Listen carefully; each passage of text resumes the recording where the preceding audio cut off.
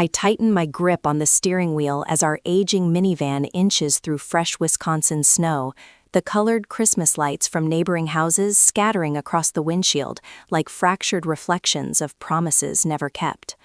Ethan reaches over from the passenger seat, his paramedic's hand firm and grounding around mine. "You okay?" he asks quietly. "Fine," I answer automatically, watching the wipers sweep back and forth in a steady battle against the falling snow. We both know what waits for us at my parents' immaculate colonial, its symmetrical wreaths hung with mathematical precision, its professionally coordinated outdoor lights glowing in perfect harmony. Nothing about that house is accidental. Nothing about that family gathering will be either. In the back seat, Emma and Jake cradle their contributions with careful pride. Peppermint brownies wrapped in parchment paper, tied with red and white candy cane ribbons they curled themselves.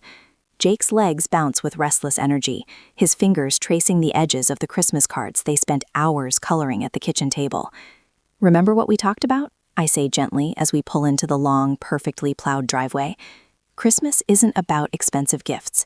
It's about being together."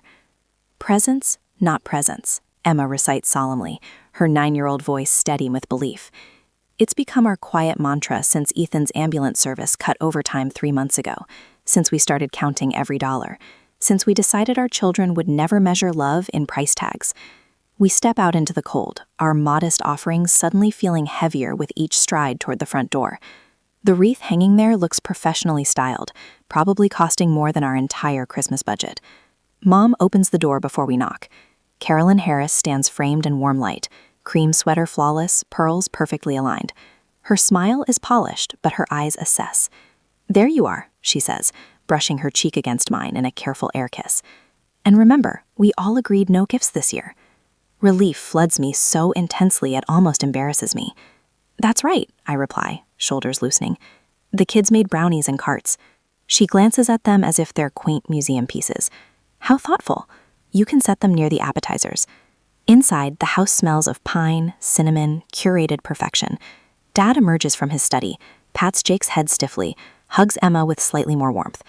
"Merry Christmas," he says, then pivots to me. "The Johnsons bought a boat in December." He shakes his head in admiration disguised as critique. I place our brownies beside crystal platters filled with catered hors d'oeuvres. Emma arranges their handmade cards carefully on the entryway table. Jake stares at the towering Christmas tree. There are no presents beneath it. The knot in my stomach loosens. "Can we play downstairs?" Jake asks. "Sure, sweetheart." Indoor voices. Conversation flows in polished currents. Dad boasts about his latest golf score. Mom questions Ethan about advancement opportunities, her tone polite but probing. I answer inquiries about school recitals while checking the clock. Then the front door burst open. Tessa sweeps in without knocking, Logan close behind her with arms overloaded with glossy bags and meticulously wrapped boxes. Their teenage boys trail after them, already absorbed in glowing new phone screens. "We're here," Tessa announces brightly, as though she's completing a scene. Mom claps her hands in delight. "Perfect timing. Let's open gifts." The words hit me like ice water. I glance at Ethan, his jaw tightens. Our kids reappear from the basement just as Tessa's sons begin stacking presents under the tree, an avalanche of expensive paper and satin bows. "I thought we agreed no gifts," I say softly. Dad exhales sharply. "Don't start, Monica." Tessa smiles thinly. "It's Christmas. Relax." Emma's eyes widen as Apple Watches are revealed, a gaming laptop, Disneyland tickets presented with theatrical flair. Dad casually mentions the laptop cost $2,800 but is worth every penny. Emma's handmade card crinkles in her grip. The light in her eyes dims. Jake edges closer, his small hand slipping into mine. Memories surface, like old bruises pressed too hard. At 14, I skipped summer camp so Tessa could attend cheerleading training. "You're so practical, Monica." At 23, I co-signed her apartment lease. "You're so responsible." At 28, Ethan and I downsized our wedding so Tessa wouldn't feel overshadowed. I watch my children absorb the imbalance, and something inside me crystallizes. "We're heading home early," I announce calmly, helping Emma and Jake into their coats. "But dessert," Mom begins. "Enjoy the brownies. Merry Christmas." My voice doesn't shake. I don't apologize. In the car, snowflakes drift through the headlights. "Are we poor?" Jake asks quietly. I meet Ethan's eyes in the rearview mirror. "No, sweetheart. Some things are worth more than stuff." As we drive away, I feel a weight lifting I didn't realize I was still carrying. That night, I lie awake while moonlight stretches across the ceiling. My mind doesn't rage, it clarifies. I slip from bed, careful not to wake Ethan. The kettle hums softly in the kitchen. I open my banking app, scrolling through transactions I've ignored for years. Property insurance for my parents' house, $1,400, just temporary. Mom's cell phone, $65 a month, 4 years. Tessa's emergency dental bill, $1,200. 3 weeks later, Cabo vacation photos. Shared subscriptions, membership fees, streaming services. The numbers accumulate. I open a spreadsheet and title it Reclaiming. Netflix family account, Amazon Prime, Verizon plan, Spotify, gym membership Dad added himself to. Over $5,000 annually. Emma's swim lessons cost $180 a month. Ethan's certification program would boost his salary by 30%. What am I buying? I whisper. Their convenience. My cursor hovers, then clicks. Profiles disappear. Authorized users removed.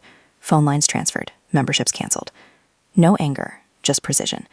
By 5 a.m., $612.71 monthly is reclaimed. Ethan appears in the doorway, hair rumpled. It's early. I turn the screen toward him, for the first time in years. He studies it quietly. I've wanted to suggest this. Why didn't you? Wasn't my fight. Emma's face flashes in my mind, her pride dimming beneath fluorescent Christmas lights. I won't let them make our kids feel small. There will be fallout, he says gently. I know. Morning arrives. My phone vibrates relentlessly. 47 missed calls. Texts pile up. What have you done? Fix this. This is unacceptable. I place the phone face down and sip my coffee slowly. A pounding shakes the front door. Mom and Dad stand there, flanked by 2 police officers. She hacked our accounts, Mom declares. Officer Murphy looks tired already. Ma'am? These accounts are in my name, I explain, laying out printed statements across the kitchen table. I've been paying for them. I stopped. The officers review the documents. This is a civil matter, the older one says. But she didn't warn us, Mom protests. Again, civil matter. They leave. Family doesn't do this, Mom calls from the porch. Family doesn't take advantage and call it love, I reply. By afternoon, the family group chat ignites. Good for you, Monica. I did the same thing last year with my son. Had to stop the financial bleeding. A thumbs-up reaction comes from my cousin Sarah. Within an hour, both Carolyn and Tessa have left the chat. When the phone finally falls silent, the house seems to expand around me. Space to breathe. Room to think. For the first time in years, my shoulders drop from their permanent position near my ears. That evening, while the kids finish homework, Ethan and I sit at our dining room table. I create a new spreadsheet titled simply, Add Back. The cursor blinks expectantly. Swimming lessons for Emma and Jake, $180 monthly. I type, feeling my lips curve upward. Ethan leans closer. Weekend cabin getaway in Door County this spring. New tablet for your paramedic certification program, I add. We laugh as the list grows, naming it our no-guilt budget. The numbers add up to exactly what we've been hemorrhaging to my family for years. What do we do about your parents now? Ethan asks, his hand warm against mine. We wait, I answer. We didn't take anything that wasn't ours. We just stopped giving what was never appreciated. The morning brings a single text from Carolyn. Are we still invited to the children's winter recital? I stare at the screen, the question hovering between olive branch and manipulation. The old Monica would have jumped to reassure, to smooth things over, to sacrifice. But the woman I'm becoming weighs her response with new consideration. Jake pads into the kitchen in dinosaur pajamas. Mom, can I have waffles? Frozen or homemade, I ask, setting the phone aside. Homemade, he grins, showing the gap where his front tooth should be. As I mix batter and heat the waffle iron, I realize something profound. The first pushback when setting boundaries often comes with accusations of cruelty. But cruelty isn't protecting what's rightfully yours. It's letting others take so much that your own children go without. My phone waits patiently for a response that will come in my own time, on my own terms. The waffle iron beeps, ready for batter, and I pour it in with a steady hand. A week later, I stare at my phone, fingers hovering over the keyboard. Carolyn's text glows accusingly on the screen. Are we still invited to the children's winter recital? After careful consideration, I type, yes, please come on time. No gifts, please. The reply comes seconds later, a single period, nothing more. My stomach tightens, but I refuse to second-guess myself. Everything okay? Ethan asks, passing behind me with a basket of laundry. Just Mom being Mom. I sigh, pocketing my phone. She confirmed for the recital. You sure you want them there? His voice holds no judgment, just concern. The kids deserve their grandparents' support, I answer, as long as they follow the rules. The phone buzzes again, a message from Aunt Beverly. Your mother tells me you're having financial troubles. We can help if needed. Then another from Uncle Steve. Heard about your situation. Everything okay with you and Ethan? My cheeks burn as I realize what's happening. The rumors have begun. Over the next week, the whispers multiply. Cousin Jenny calls, voice dripping with concern. I heard you're having some kind of breakdown. My second cousin, who I haven't spoken to in 3 years, emails. Your sister mentioned you've become so materialistic lately. My mother's bridge partner stops me at the grocery store. Such a shame about Ethan controlling your finances like that. I place each tomato in my cart with deliberate care, fighting the urge to defend myself. That's not remotely true, Barbara, I say instead, voice steady. But thanks for your concern. That evening, Ethan's parents call. Unlike my family, they rarely interfere, which makes their concern more genuine. We've been hearing some strange things, his mother begins hesitantly. Something about you cutting your parents off? Ethan takes the phone. Monica's finally standing up for herself, he explains, squeezing my hand. We're fine. Better than we've been in years, actually. His mother's sigh comes through the speaker. It's about time. We've worried for years about how they've taken advantage. The validation from his family soothes something raw inside me. But that night, as I help Emma practice her recorder solo for the 5th time, reality intrudes again. Why is Grandma saying mean things about you to Aunt Tessa? Emma asks suddenly, lowering her instrument. I heard them on the phone yesterday when I went to the bathroom. My heart stops. You heard Grandma on the phone at their house? Emma nods. She didn't know I was there. She said you were being selfish and ungrateful. I sit beside my daughter on her bed, gathering words like delicate shells. Sometimes adults disagree about what's fair. Grandma and I are working through something difficult. Emma's eyes, so much like mine, search my face. Is it because we didn't get big presents like Cousin Tyler? The question pierces me. No, sweetheart. I brush hair from her forehead. It's because adults need boundaries too, just like you need rules at school. What's a boundary? She asks. It's like, remember when Jason kept taking your art supplies without asking? She nods vigorously. Mrs. Miller made him stop. That's a boundary. Sometimes we need to tell people to stop taking things, even grown-ups. Understanding dawns on her face. Did Grandma take your things? Something like that, I answer carefully. But we're figuring it out. As the recital approaches, tension builds. Jake memorizes his lines for the class play with intense concentration, repeating them endlessly at breakfast. Will Grandma and Grandpa come? He asks while trying on his costume, a handmade tree with branches Ethan crafted from pipe cleaners and felt. They said they would, I answer, not entirely sure. The costume needs adjusting at the shoulders, and I focus on pinning it properly. The night of the recital arrives with winter's first real snowfall. White flakes drift lazily past the elementary school's floodlights as families stream into the warmth of the auditorium. Emma clutches her recorder with nervous fingers, while Jake bounces on his toes, scanning the growing crowd. There's Tyler, he points toward the entrance, where my sister's family has just arrived. Tessa waves theatrically, her smile not quite reaching her eyes, but no sign of my parents. Places everyone, Mrs. Peterson claps her hands, herding children backstage. I squeeze Emma's shoulder. You'll do great, deep breaths. The lights dim precisely at 7. Principal Warner welcomes everyone with his annual joke about winter bringing out the talent like snow brings out the shovels. Parents laugh politely. The kindergartners perform their song about snowflakes, missing half the words but compensating with enthusiasm. 15 minutes into the program, a commotion erupts at the back of the auditorium. The third graders' choral arrangement of Winter Wonderland falters as heads turn toward the disturbance. My parents make their entrance, forcing an entire row to stand as they squeeze through to the seats I'd saved. Carolyn's pearl earrings catch the stage lights, while Rick mumbles half-hearted apologies to those they disturb. My stomach drops when I notice the gift bags clutched in Tessa's hands. Of course they couldn't follow one simple rule. Jake's class performs next, their play about the changing seasons earning appreciative laughter.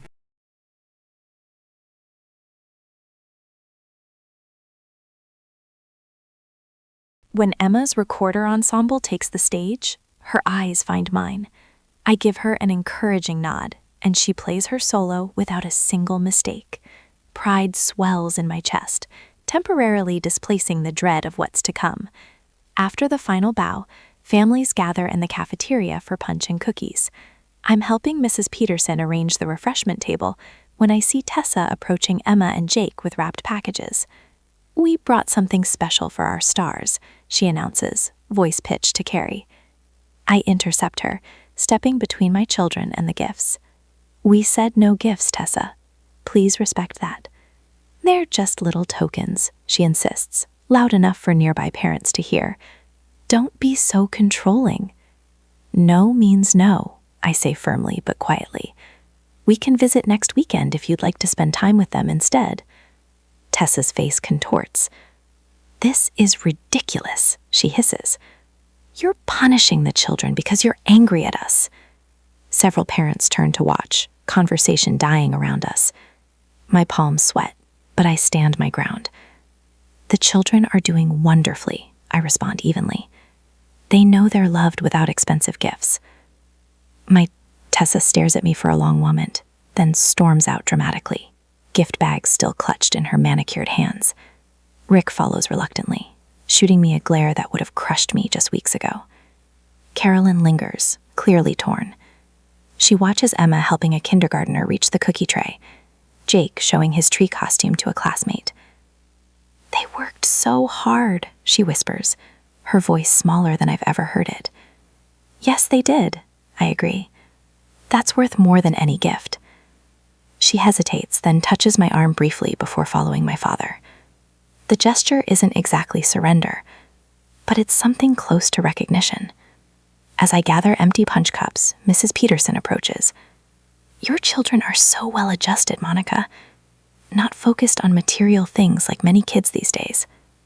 "Thank you," I murmur, surprised by the compliment. Another parent, Lisa Morgan, whose daughter plays with Emma, adds, "It's refreshing to see someone setting limits during the holidays. We're drowning in stuff every year." For the first time since this boundary battle began, I feel a strange lightness. Not vindication exactly, but validation from an unexpected quarter. In the car driving home, snow falling gentle around us, Jake asks, "Why did Aunt Tessa leave so quickly?" "She had somewhere to be," I answer, exchanging glances with Ethan. "But she brought us presents," Jake persists. Emma, wiser than her years, pipes up from the back seat. "It's like Mom said, boundaries. Aunt Tessa needs to learn about boundaries." I catch her eye in the rearview mirror and see something I've rarely noticed before. A quiet confidence that mirrors my own emerging strength. The sight fills me with a fierce, protective joy that burns brighter than any Christmas light. I grip my coffee mug tighter when the doorbell rings on Sunday morning, 3 days after the recital. The children are still upstairs, building a fortress of pillows and imagination. Ethan glances at me from behind his newspaper, eyebrows raised in silent question. "Not expecting anyone," I murmur, setting down my mug with a soft clink against the kitchen table. The bell rings again, more insistent this time, impatient fingers. I recognize the pattern, my mother's particular brand of urgency. I open the door to find my parents standing on the porch, unannounced and unwelcome. Dad's jaw is set in that familiar stubborn line, Mom clutching her purse against her chest like armor. "We need to talk," Dad declares, pushing past me into the living room without waiting for an invitation. Mom follows, her perfume leaving a trail of expensive reproach in her wake. This has gone on long enough. I close the door with deliberate slowness, counting to 5 in my head. The techniques from those library books on family dynamics hadn't prepared me for the way my pulse quickens, the way my throat tightens when they invade my space like this. Dad plants himself in the center of our modest living room, surveying the toys scattered across the floor with thinly veiled judgment. "Do you know how much we sacrificed for you?" he demands, voice rising. "The vacations we never took? The retirement accounts we borrowed from for your braces in college?" Mom adds tearfully, her voice wavering with practiced vulnerability.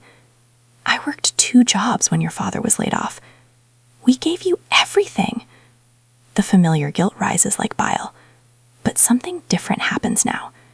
It recedes just as quickly, replaced by a startling clarity. "And I've been paying that debt my whole adult life," I respond, my voice calm despite the tremor in my hands. "Not just with money, but with constant emotional labor." Ethan appears from the kitchen, coffee mug in hand. He doesn't speak, just stands behind me, close enough that I can feel his warmth against my back. I think it's time we discuss this properly, I continue, moving toward the small desk in the corner where I've prepared for this moment. I retrieve a folder, blue, ordinary, unremarkable, except for the power contains. Dad scoffs. What's this now? More dramatics? I open the folder on the coffee table between us, laying out the first spreadsheet. The numbers stand in neat columns, irrefutable and damning.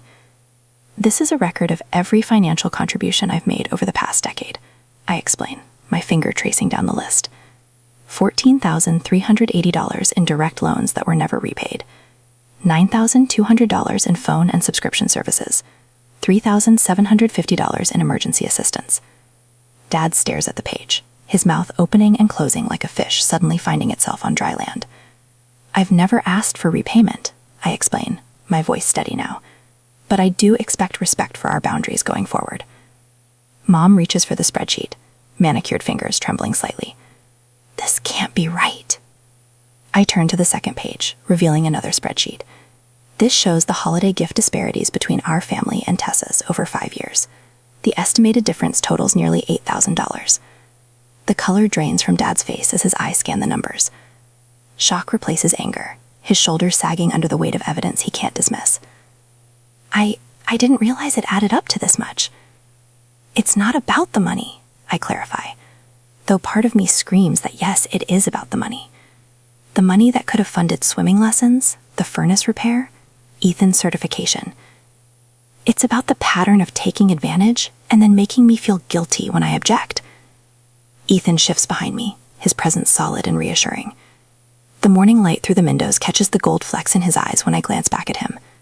Here's what needs to change, I continue, sitting on the arm of our sofa. My voice carries a newfound authority that surprises even me. No more financial expectations. We're focusing on our children's needs. Dad opens his mouth to interrupt, but I raise my hand, stopping him cold. Equal treatment of both families, or we'll limit contact. I continue, the words flowing now, rehearsed in midnight whispers when the house was quiet. Respect for our boundaries about gifts and other rules. And no more showing up unannounced. Call first. Dad sinks heavily onto our sofa, the leather creaking beneath him. He suddenly looks old, the lines around his mouth deeper than I remember. We didn't see it as taking advantage. Mom wipes at her eyes, careful not to smudge her mascara. We just thought, since you're so capable. Being capable doesn't mean I should carry everyone, I respond, my tone gentler now.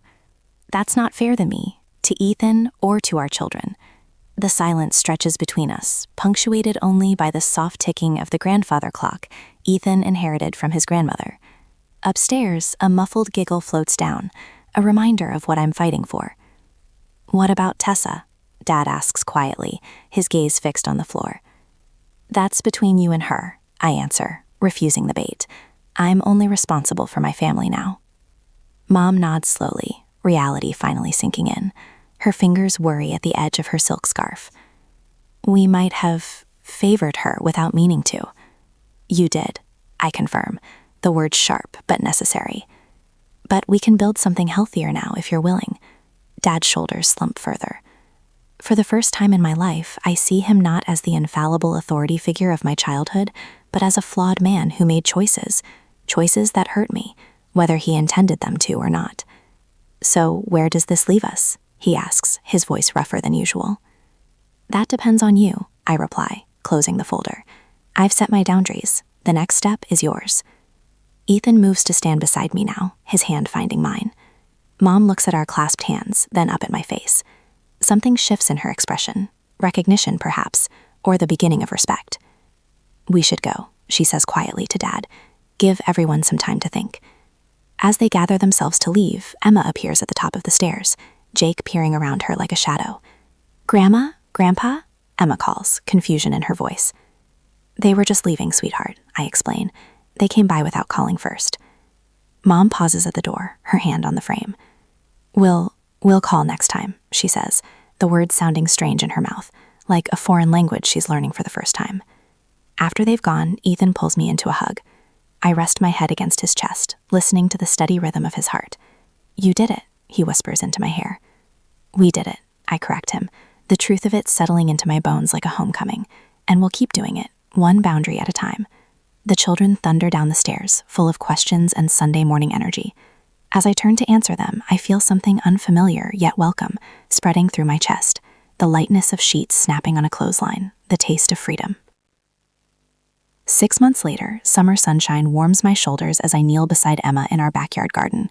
Her small hands pat soil around a tomato seedling with surprising gentleness. The scent of fresh earth fills my lungs, simple and honest. Careful with that one, I guide her fingers. The stems are fragile. Our house feels different now, lighter somehow, as if the walls exhale more freely. No phone rings with urgent family demands. No unexpected financial obligations lurk in my inbox. Grandma called while you were at the store, Emma mentions, her voice casual but her eyes watching my reaction. She asked if we want to go fishing with Grandpa next weekend. Just us, not Cousin Tyler. I brush dirt from my palms. Would you like that? Emma nods, sunlight catching the copper highlights in her hair. Grandpa says he'll teach me to bait my own hook. The doorbell chimes. I check my watch. Carolyn, right on time for once. 6 months ago, she would have arrived unannounced, or 20 minutes late, expecting accommodation either way. I open the door to find my mother standing on the porch, holding a modest gift bag. Her cream sweater looks familiar, not new, a small detail I never would have noticed before. I know we said no gifts, she begins, hesitation softening her voice. But I found Emma's baby book in the attic. I thought you might want it. Come in. I step aside, surprised by the lack of tension in my shoulders. No invisible weight presses down as she crosses the threshold. The air between us feels clean, tentative, but warming, like spring soil after winter. Later that evening, my phone buzzes with a text from Rick. Tessa wants to know if you'll host 4th of July this year. The whole family. Once, this request would have triggered an automatic yes, followed by weeks of preparation and resentment. My fingers hover over the keyboard before typing. We're planning a small gathering this year. No excuses, no lengthy justification. Just a clear boundary. Ethan notices my smile as I set down the phone. A year ago, you would have said yes and resented it for months. I finally realized I'm not responsible for everyone's happiness. I reply, folding laundry with unhurried hands. Just our family's well-being. The calendar on our refrigerator shows a new rhythm to our lives. Monthly family counseling sessions have replaced weekly crises.